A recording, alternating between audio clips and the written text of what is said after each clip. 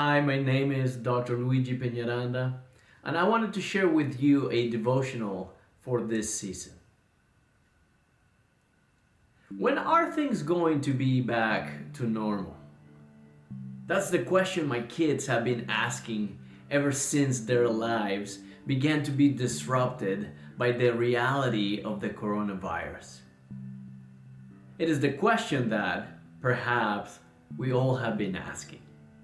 We grow accustomed to certain rhythms, we enjoy certain routines, and we need levels of stability.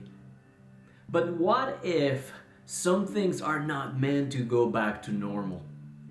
What if certain disruptions of what we call normal are precisely what is needed to launch kingdom purposes? In Luke 4, we see a story of holy disruption. After Jesus had his own kind of social distancing in the wilderness, his self-quarantine lasted 40 days, he returned to Nazareth, which was normal. This was his hometown. He headed for the synagogue, which was normal. It was his custom. This was perhaps the synagogue that he attended all of his life. The place where he learned to read, the context where he learned the Jewish liturgy. It was normal that he would be allowed to read in the synagogue if he was trained there. It was normal that they would read from Isaiah. It wasn't odd that Jesus read, "The Spirit of the Lord is upon me, because he has anointed me to preach the gospel to the poor. He has sent me to proclaim release to the captives and recovery of sight to the blind, to set free those who are oppressed, to proclaim the year of the favor of the Lord." As usual, Jesus closed the scroll and gave it back to the attendant. He then sat down, and all of it was normal. Jesus said out loud, "Today this scripture has been fulfilled in your hearing." And people thought his words were gracious, which is interesting considering they simply saw him as a neighborhood kid. But up to this point, everything was normal. All of these things were expected as part of the liturgy. So what went wrong? If we skip to the end of the story, the synagogue was filled with rage. They took Jesus out and wanted to throw him off a cliff. Talk about a bad day in the life of a preacher. What happened? What did Jesus do? What is the story in the middle? After everything was taking place in a normal manner, there was a holy disruption. Jesus said no prophet is welcome in his hometown. When everything was normal, good old Jesus was perceived as someone familiar. While he saw himself as a prophet, they simply saw him as Joseph's boy. Their normal made no room for the new thing that God was about to do. Jesus reminded his audience about another story.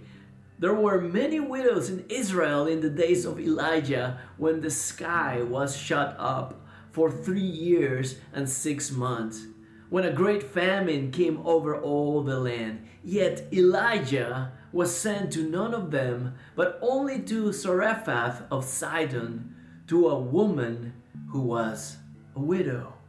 Jesus alluded to another time when there was a crisis.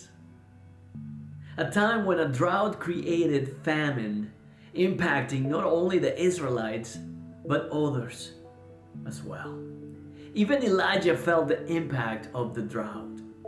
Yahweh himself took care of the prophet for a while, but God did something that was not normal.